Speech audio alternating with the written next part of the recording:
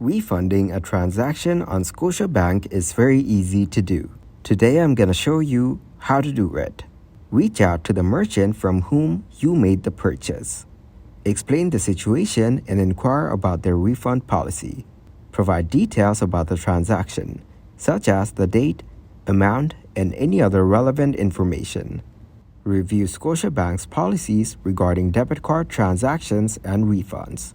This information can typically be found on their official website or by contacting Scotiabank customer service.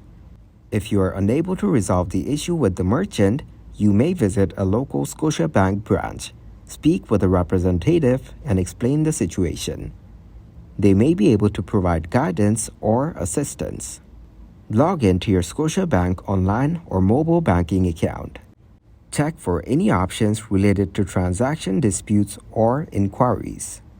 Some banks provide features that allow you to dispute a transaction or report issues directly through their online or mobile banking platforms. Call Scotiabank customer service to inquire about the possibility of disputing or refunding a transaction. The phone number for customer service is usually available on the back of your debit card or the bank's website.